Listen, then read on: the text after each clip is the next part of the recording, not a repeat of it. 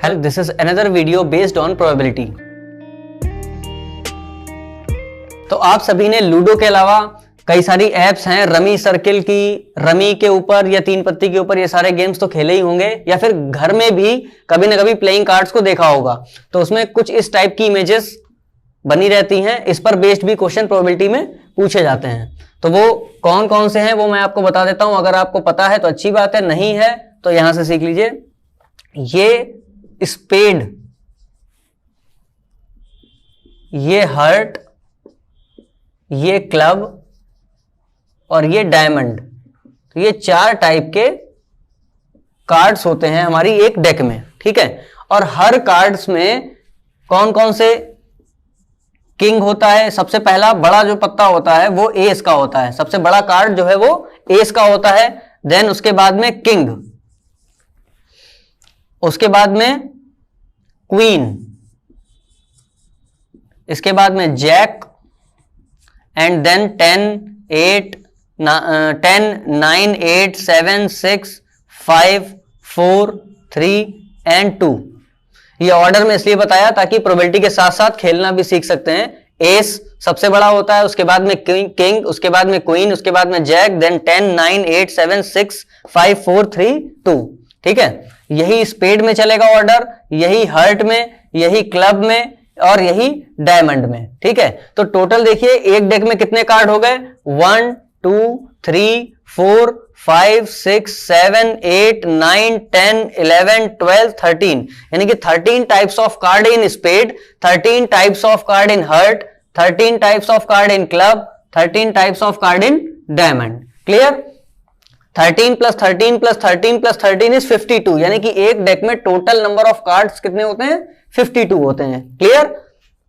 अब ये जो कार्ड होता है किंग का, क्वीन का और जैक का, ये स्पेशल टाइप के कार्ड हैं, इनमें फेस बना होता है। किंग में किंग का फेस, क्वीन में क्वीन का फेस और जैक में जैक का फेस, तो इसलिए हम इनको फेस कार्ड भी कहते हैं। क्लियर? तो यही 3-3 कार्ड हर्ट में, 3-3 कार्ड क्लब में और 3-3 कार्ड डायमंड में होते हैं। क्लियर? तो इस तरीके से कार्ड्स पर बेस्ड हम सारे क्वेश्चन सॉल्व करेंगे। जब भी हमसे ब्लैक कार्ड की बात होगी तो ब्लैक का मतलब होगा स्पेड और क्लब, एंड रेड कार्ड की बात होगी that means heart and diamond. Clear?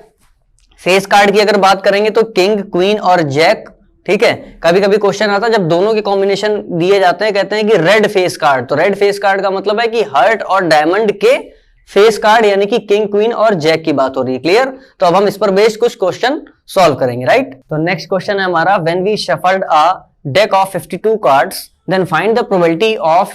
ये हमारे पास 8 क्वेश्चन लिखे हुए हैं, तो हम इनको जो भी हमने पूरा कॉन्सेप्ट बताया था आपको कार्ड्स का, उसी के बेसिस पे सॉल्व करते हैं। क्लियर? तो फर्स्ट क्वेश्चन है हमारा स्पेड। तो 52 कार्ड्स हैं, तो 52 कार्ड्स क्या हो गया हमारा, सैंपल स्पेस, एस की वैल्यू हो गई 52 कार्ड्स, ठीक है। फर्स्ट क्वेश्चन है probability of getting a spade. तो स्पेड कितने होते हैं, हर एक टाइप के कार्ड्स कितने होते थे, 13, तो हमारे फेवर में कितने आ गए 13, और अपॉन में टोटल यानी कि 52, आंसर इज 1/4। क्लियर?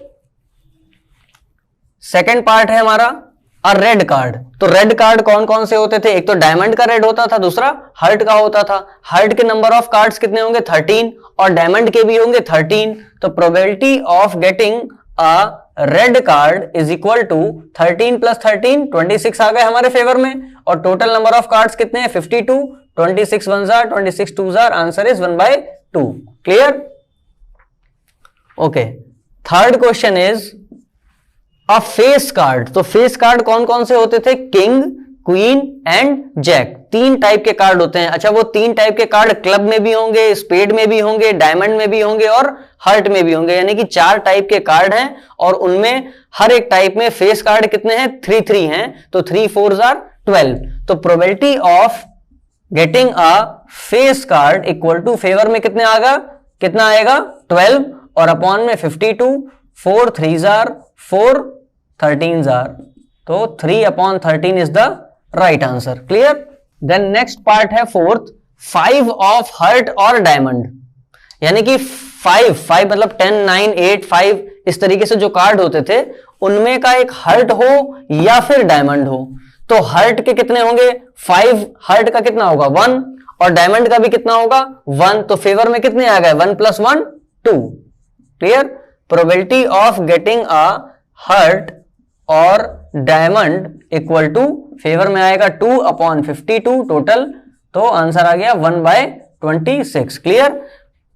यानी कि 5 जो है ना वो क्लब में 1 होगा, डायमंड में 1 होगा, हर्ट में 1 होगा और स्पेड में 1 होगा। हमें कौन सा लेना है 5 ऑफ हर्ट और डायमंड, तो 1 इसका और 1 इसका। क्लियर। नेक्स्ट क्वेश्चन है हमारा फिफ्थ क्वेश्चन कह रहा है कि जैक और queen, probability of getting jack और क्वीन। तो जैक और क्वीन कितनी होंगी, एक एक सब में होंगी जैक और एक एक सब में होंगी क्वीन, तो 4 जैक और 4 क्वीन, तो टोटल फेवर में कितना हो गया 8 और अपॉन में टोटल कितना है 52। 4 2s are 4 13s are, answer is 2/13। Clear. Next question है 6th part, S and king. ठीक है, अब बताइए कि जो डेक होती है हमारी उसमें कोई भी ऐसा कार्ड है जिसको हम एस एंड किंग दोनों कह सकते हो, ऐसा कोई भी कार्ड नहीं है, एस अलग है और किंग अलग है। तो जो हमारी डेक में कार्ड है जब उसमें एक कोई भी ऐसा कार्ड नहीं है जो एस या किंग दोनों हो, तो इसकी प्रोबेबिलिटी कितनी हो गई, इंपॉसिबल इवेंट है ना ये, तो ए और किंग इक्वल टू 0, क्योंकि इसकी पॉसिबिलिटी ही नहीं है। क्लियर।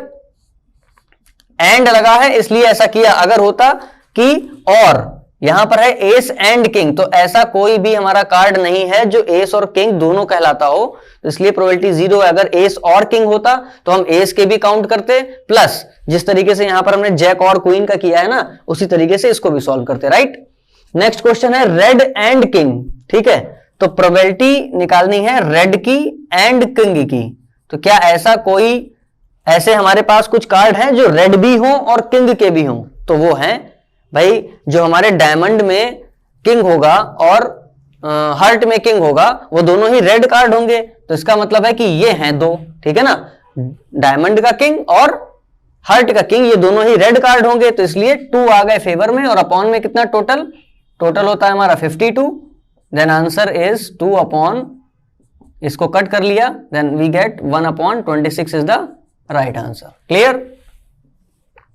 इसके बाद एक लास्ट पार्ट है हमारा 8th पार्ट, जिसमें बोल रहे हैं अ रेड और किंग, रेड भी हो या किंग हो। ठीक है, तो प्रोबेबिलिटी ऑफ गेटिंग रेड और किंग कितनी हो जाएगी, रेड कार्ड कितने होंगे 13 और 13 डायमंड के 13 हर्ट के, तो 13 + 13 कितना हो गया 13 + 13 26। या फिर किंग हो तो किंग कितने होते हैं 4, यानी कि कितना हो गया 26 + 4 यानी कि 30।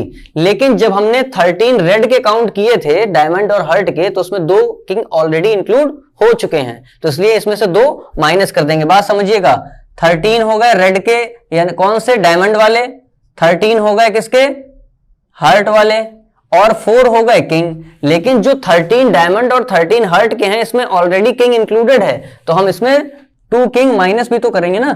ठीक है, तो 13 + 13 कितना हो गया 26, 26 + 4 30, 30 - 2 इज 28 आ गया फेवर में, अपॉन में total 52, 4 7s are 4 13s are, answer is 7/13। Clear. तो इस तरीके से हम कार्ड पर बेस्ड कई टाइप के क्वेश्चन मैंने आपको बता दिए, और इसी तरीके से और भी क्वेश्चन और दे सकते हैं, हम उनको इसी तरीके से सॉल्व करेंगे। राइट। नेक्स्ट क्वेश्चन है हमारा डाइस के ही ऊपर, क्या है वो कि a pair of dice is thrown, find the probability of getting a sum of 10 और more if 5 appears on the first die. Clear. तो पेयर ऑफ डाइस है, तो पेयर ऑफ डाइस का मतलब 2 डाइस होंगे, 2 डाइस के होने का टोटल सैंपल स्पेस हमने क्या बताया था आपको 6n, तो 2 डाइस हैं तो 6 यानी कि 36। क्लियर। तो 36 हमारे पास टोटल सैंपल स्पेस हो गया।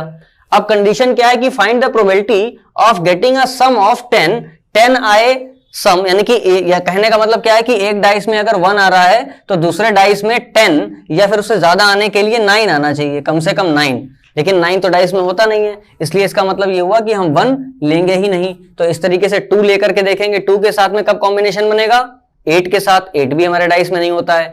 3 लेंगे, 3 के साथ में 7 के साथ बनेगा, तो हम वो भी नहीं ले सकते क्योंकि डाइस में 7 भी नहीं आता है। देन हम 4 को देखते हैं, तो 4 और 6, तो ये एक कॉम्बिनेशन बन रहा है। ठीक है, फिर उसके बाद में हम क्या लेंगे 4, पहले हम कंडीशन लिख ले रहे हैं इस वाली की, find the probability of getting a sum of 10 या फिर उससे ज्यादा।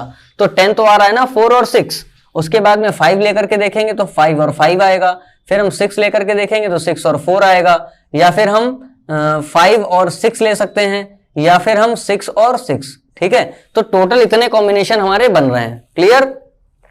जिनमें 10 या फिर 10 से ज्यादा सम आ रहा हो, इसके अलावा कोई भी कॉम्बिनेशन नहीं बनेगा। लेकिन इस क्वेश्चन में एक और कंडीशन दी है कि if 5 appears on the first die, यानी कि जो हमारा पहला वाला डाई है उसमें 5 ही आना चाहिए।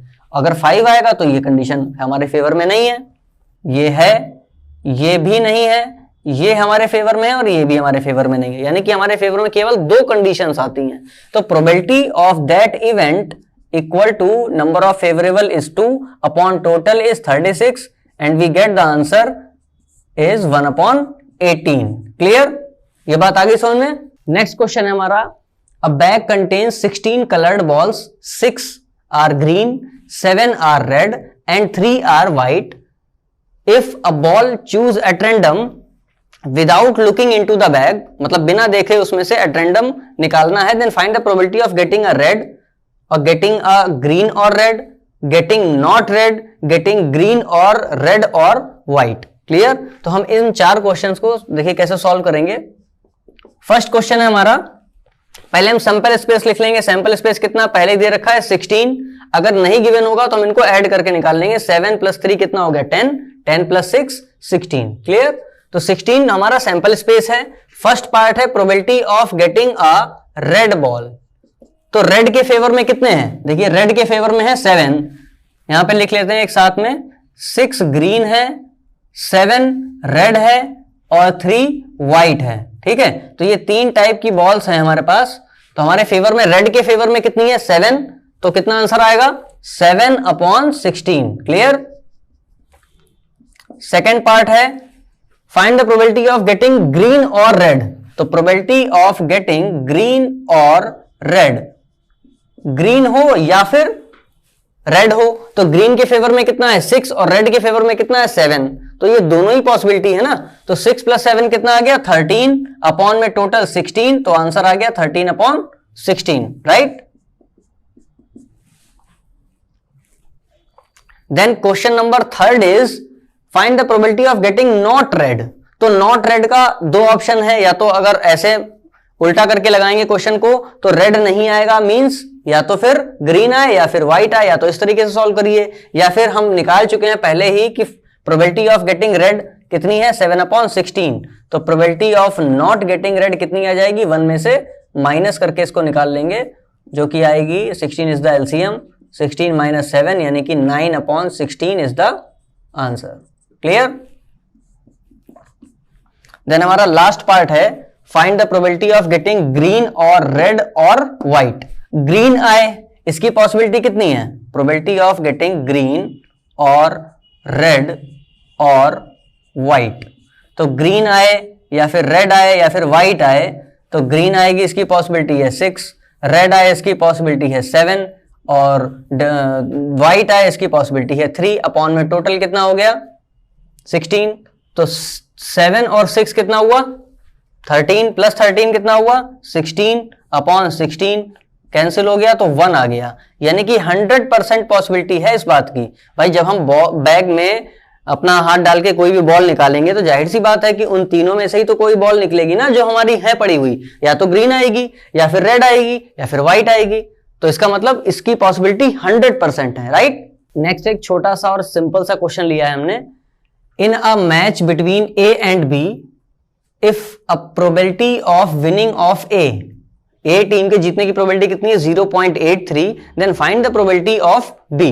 तो हमने बताया कि जैसे कि 2 लोगों के बीच में मैच होगा, अगर यानी इसको हम इस तरीके से देख सकते हैं ना कि अगर ए नहीं जीतेगा तो कौन जीतेगा, बी जीतेगा ना, तो यानी कि बी के अगर विनिंग की प्रोबेबिलिटी हमें फाइंड करनी है, probability of winning B team, तो इसका मतलब ये हुआ कि ए नहीं जीतेगा। ठीक है, तो probability of winning team A plus probability of not winning team A equal to 1, हमेशा 1 होता है, और probability of winning team A is 0.83, ये हमें गिवन है, तो हम यहां से फाइंड कर सकते हैं ना कि probability of not winning A equal to 1 होता है, तो 1 में से माइनस कर देंगे इसको, and we get the probability of not winning team A, तो 0.83 17 ये आ गई प्रोबेबिलिटी टीम ए के ना विन होने की। अगर टीम ए विन नहीं होगी तो इसका मतलब है कौन सी टीम विन होगी?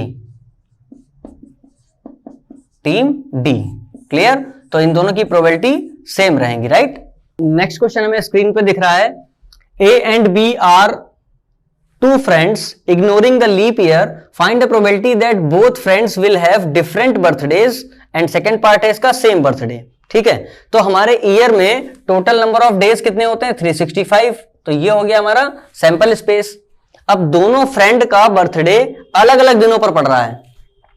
अच्छा, पहले तो ये देख लेते कि मान लेते ए का जो बर्थडे है वो इन 365 डेज में से किसी भी दिन पड़ सकता है। ठीक है ना, इन 365 डेज में किसी भी दिन पड़ सकता है, लेकिन जो बी का बर्थडे है वो उस डे में नहीं पड़ेगा जिसमें ए का पड़ा हुआ है। ठीक है, तो ए के पास कितने ऑप्शन है? 365 ऑप्शन है, लेकिन बी के पास कितने ऑप्शन है? 364। ठीक है ना, क्यों? क्योंकि जिस दिन ए का बर्थडे होगा उस दिन बी का बर्थडे नहीं होगा। तो यानी हमारे फेवर में कितने आ रहे हैं? 364 आ रहे हैं ना। जिस दिन मतलब दोनों का डिफरेंट बर्थडे है, ऐसी पॉसिबिलिटी कब बनेगी? एक दिन बस नहीं बनेगी। ठीक है, बाकी 364 डेज में बन सकती है, क्योंकि ए का मान लीजिए पहले दिन, फॉर एग्जांपल ए का 1 जनवरी को ही बर्थडे है, तो यानी कि अब बाकी के बचे 364 डेज में बी का बर्थडे कभी भी हो सकता है। तो ए एंड बी यानी कि दोनों के अलग अलग बर्थडे हो, इस बात की पॉसिबिलिटी कितनी हो जाएगी? Probability of that event equal to 364 upon 365। Clear? और सेकेंड पार्ट है इसका कि हैव सेम बर्थडे। अब फर्स्ट पार्ट में हमने सॉल्व किया डिफरेंट बर्थडे, सेकेंड पार्ट में सेम बर्थडे, तो हम इसको क्या करेंगे? सिंपली 1 में से माइनस करके फाइंड कर लेंगे। Clear? 1 minus 364 upon 365 which is 365 minus 1 कितना आएगा? 1 अपॉन 365। कैसे आया ये? एलसीएम ले लिया हमने 365, यहां पर आ जाएगा 365 1 जार 365 minus 364 and we get the answer which is 1/365। Clear? अगर आपको फिर भी चैप्टर से रिलेटेड कुछ डाउट्स रहते हैं तो आप हमें सेंड कर सकते हैं। नेक्स्ट वीडियो में हम नेक्स्ट चैप्टर को सॉल्व करेंगे, so stay tune to our next video. Thank you.